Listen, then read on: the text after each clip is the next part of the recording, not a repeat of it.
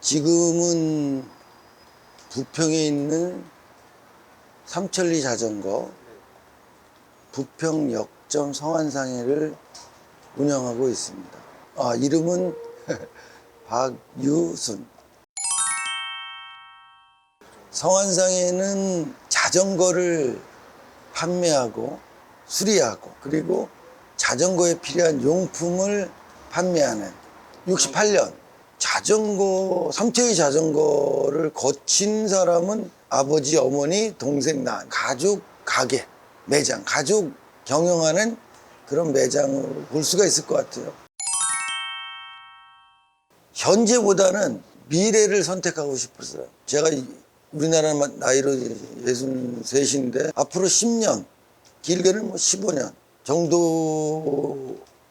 정도까지 이제 활발하게 사회활동을 할 수 있는 시기라고 볼 때 자영업이 갖고 있는 어려움, 그러니까 일반 사회활동을 하기에는 시간적 제약이나 공간적 제약이 너무 많은 업종이어서 좀 자유롭게 되고 싶었고, 어머님이 또 이제 올해 93 되셨는데 제가 모시기 어려운 상황도 됐고, 어머님 문제, 그리고 매장이 위치하고 있는 환경이 좀 변화도 돼서 가족 회의를 같이 다 소집을 했죠. 그래서 내 생각을 저는 했어요. 저는 그 100년 가게를 계속 유지하는 게 맞는 것 같으나 나에게는 또 다른 꿈이 있고 또 하고 싶은 일이 있는데 가게를 접는 게 어떠냐, 이제 이런 제안을 했는데 가족들도 상당히 곤혹스러워하면서 당장 이걸 대신할 사람이 없는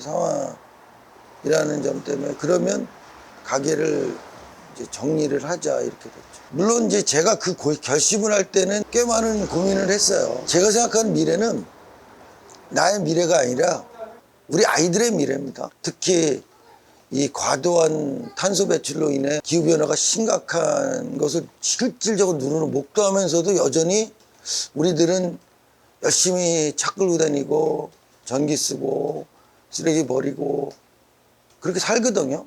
그러니까 우리 세대는 그게 특별히 다른 점을 뭐 조금 더워지고 좀 추워지고 뭐 그렇겠지만 정말 지구 자체가 큰 변화가 생길 거라고 아마 꿈도 안 꿀 거예요. 근데 저는 20살 때부터 미래를 꿈꾸고 살았던 사람이라서 그런지 몰라도 굉장히 심각하게 이걸 제 마음속에 가지고 있었어요. 그거를 조금이라도 힘 있을 때 해보고 싶은 생각이 들었어요. 그게 첫 번째 이유였어요. 두 번째로는 우리나라의 미래입니다. 우리 한반도의 평화를 좀 더 가깝게 하고 정전협정을 평화협정으로 바꾸는 일에 보탬이 될 수 있지 않을까. 그리고 이제 마지막으로 노동의 미래입니다. 비정규 노동자들을 조금이라도 나은 미래로 만드는 일.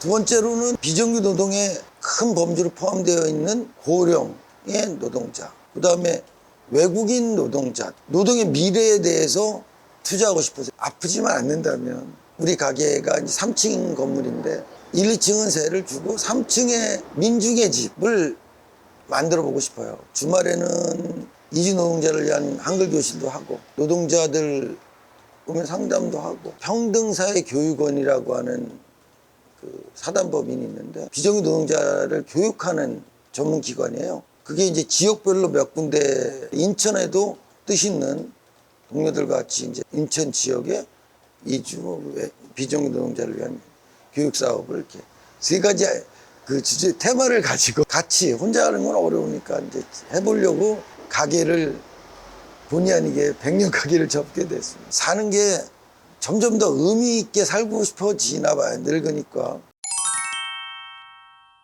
한 두 가지 정도를 손꼽을 수 있을 것 같은데, 첫 번째는 자전거 문화가 만들어진 거예요.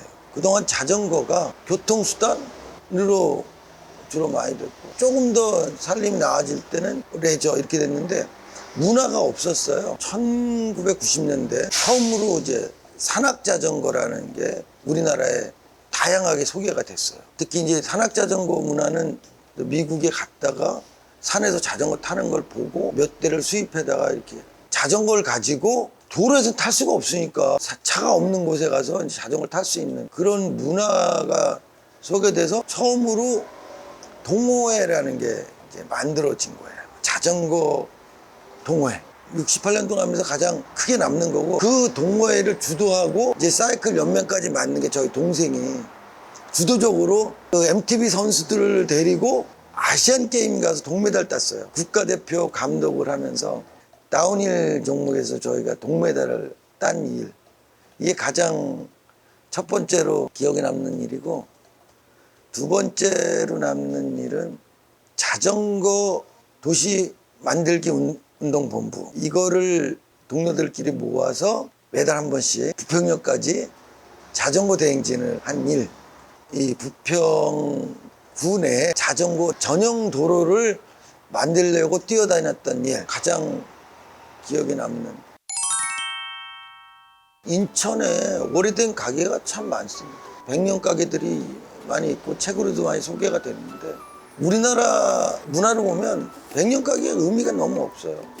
아무런 지원도 없고, 또 가게를 유지해야 될 구체적인 동인을 만들어 내지 못하는 것 같아요. 좀 더 필요한 지원이나 문화가 좀 만들어지면 좋겠다는 생각이 들고, 그냥 오래된 가게 소개하는 게 무슨 의미가 있어요. 저희 가게들 큰 가게로 소개하게 된 것도 많은 분들이 거의 3대에 걸쳐서 가게 손님들이 와요. 그러니까 어렸을 때 할아버지 손을 잡고 자기 자전거를 사갔던 어린이가 이제 어른이 돼서 아이 손을 잡고 와서 자전거를 저 여기서 자전거를 어릴 때 할아버지한테 샀어요. 그래서 우리 아들 주려고 자전거 사러 왔어요.